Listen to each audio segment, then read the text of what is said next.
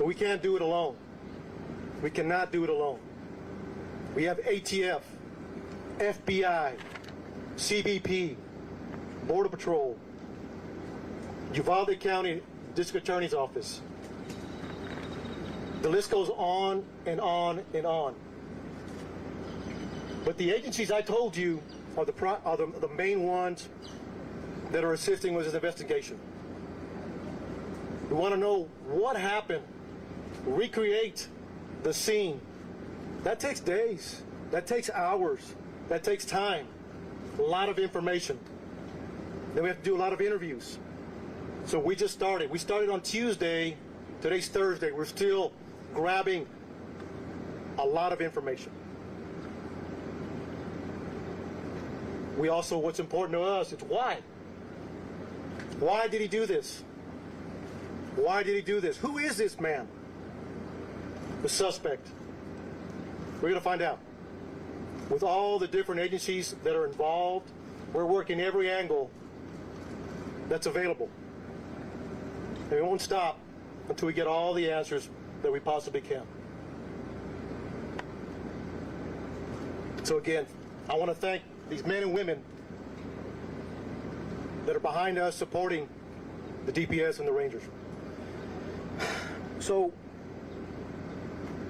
there's a lot of information I'm going to give you. There's some new information as of Tuesday that I wanted to clear up, that we want to clear up, that's been pushed out.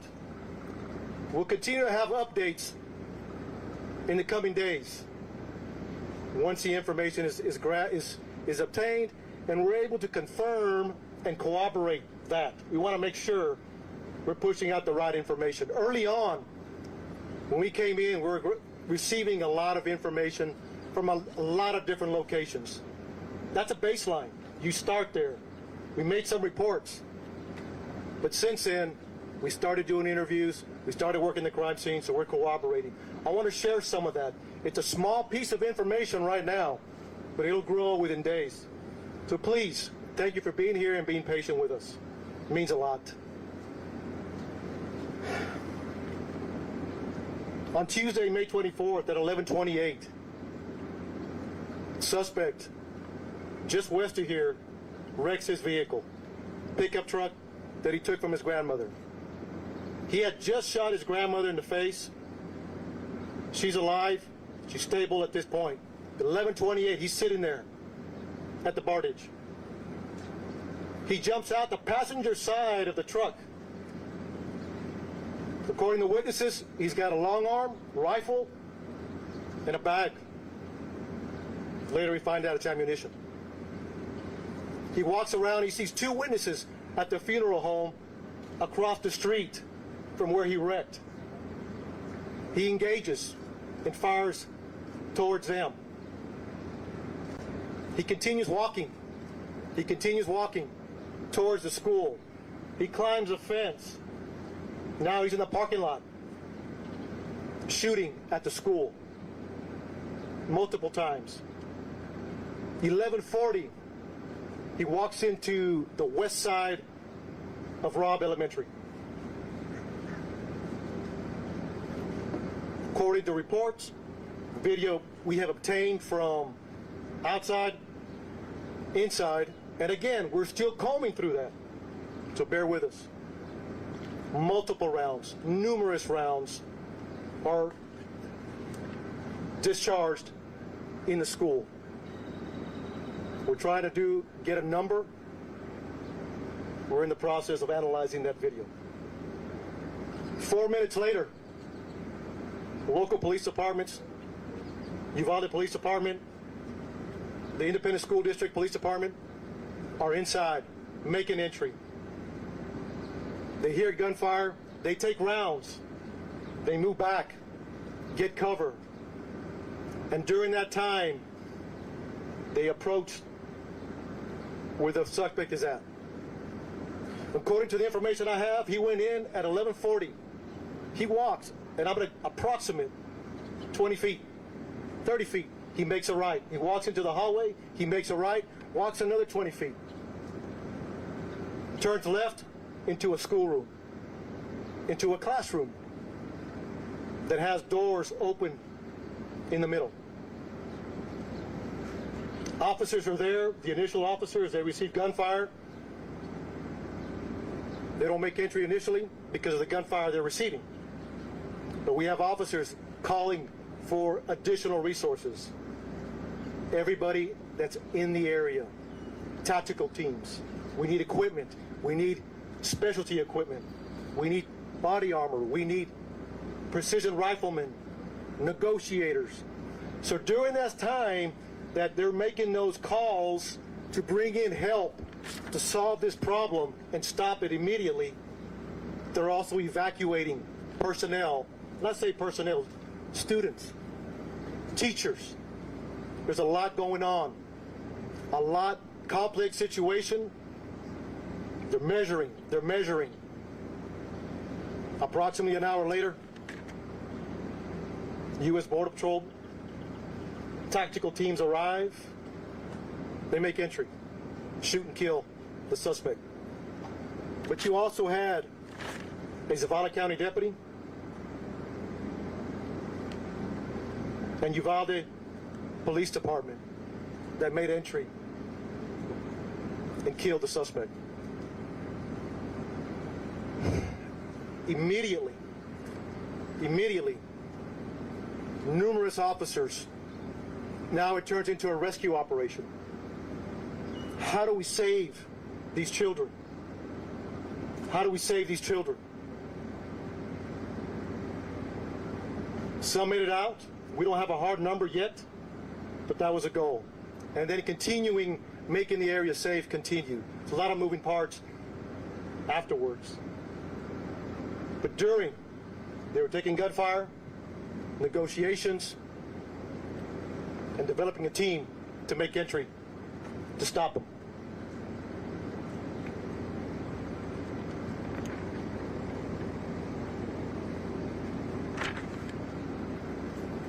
I'll take a few questions. And again, look, summary. One more thing I forgot to mention that I want to clear up that came out early on. It was reported that a school district police officer confronted the suspect that was making entry. Not accurate. He walked in unobstructed initially.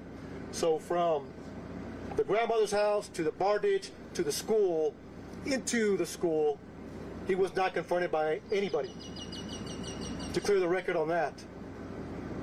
4 minutes later, law enforcement are coming in to solve this problem. So, Director, how is he able Stand by. to access? So, just want to clear that up. That's very important. And again, this will happen as we move forward. So, thank you. I'll take a few questions. How is he able to get in if it was a school that's supposed to be locked during the school day? So right now, during the investigation, it appears it was unlocked.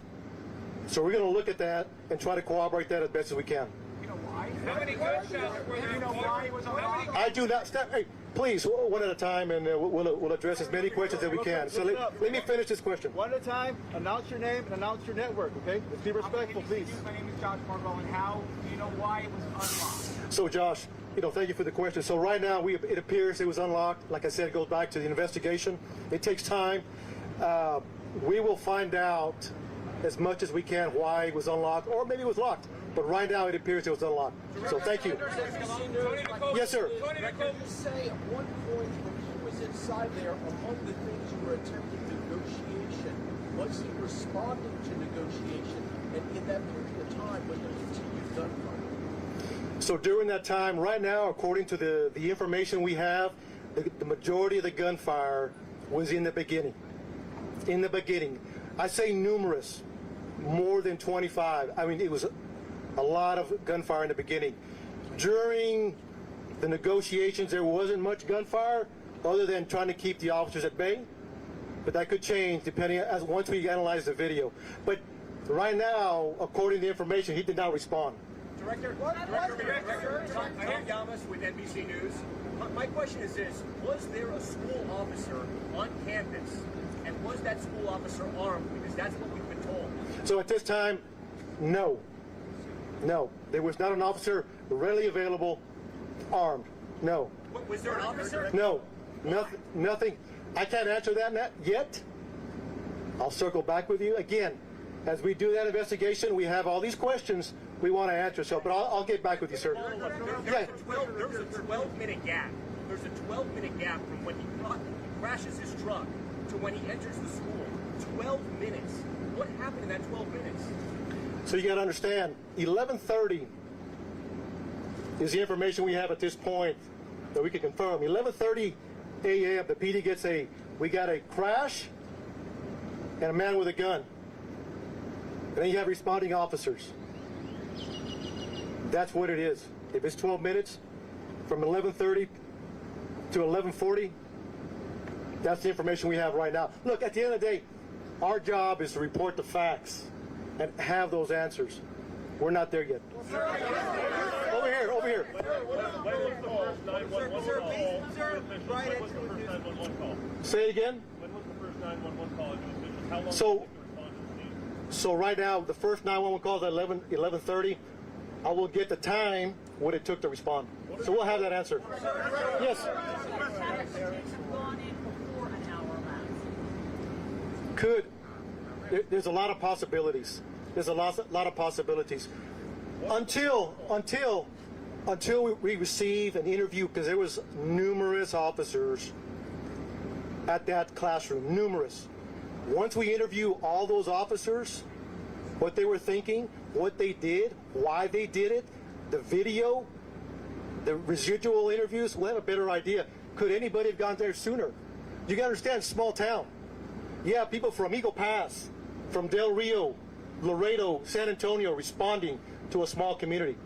Based on the information you have so far, sir, should the officers have gone in sooner? Should they have waited for those tactical teams, or should they have gone right? That's a tough question. That's a tough question. Again, it goes back, our job is to report the facts. Report the facts, and later we can answer those questions. Based on what you know so far, should those officers... I don't have enough information to answer that question just yet. So, one more question, please. Is it accurate that eyewitnesses and potentially parents of the students were urging the police to go in while you were waiting for a tactical SWAT team, even that some parents were asking to borrow police armor so they could make a counter assault on the school? I have heard that information, but we have not verified that yet. So, What part haven't you verified? we have not verified is that a true statement or not, or is it just rumor out there? So you got to understand, we're getting a lot of information we're trying to track down and see what is true. We want to vet it. That's all I have for questions. Thank you so much.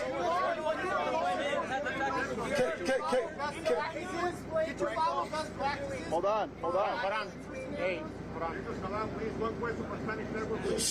So look, we appreciate the questions. What were the officers doing between 11:44 and 12:45? I got you. Those are our questions. Yes, sir. Barricaded behind that. You guys have said that he was barricaded. Can you explain to us how he was barricaded and why you guys could not reach that door? So I am taking all your questions into consideration. We will be doing updates. We will be doing updates to answer those questions. Answer that question now. I think there's a lot What is your name? Shimon Kogan. Shimon. I hear you. Because we've been given a lot of bad information, so why don't you clear all of this up now and explain to us how it is that your officers who were in there for an hour, yes, rescuing people, but yet no one was able to get inside that room. Shimon, we will circle back with you. We want to answer all your questions. We want to give you the why. That's our job. So give us time. I'm taking all your questions. I'm taking them back to talk to the team. And How the door was barricaded. look, thank you for being here. We'll talk soon. We'll talk soon. Thank you. En español. ¿Puedes decir algo en español, por favor? Director, ¿puede decir algo en español, por favor? Just gonna have them grab their mic. You guys can grab your mics. So. Not right now. Right now, once I go back with him, and I'll see what he's going, and then I'll come back. Yeah, we could do that because the video's a little bit of Spanish. I'll be back. Just, if you guys can get your mics, please, that way we can take the podium back inside. Victor Escalon. Escalon is E-S-C-A-L-O-N. Victor, yes. And he's a regional director.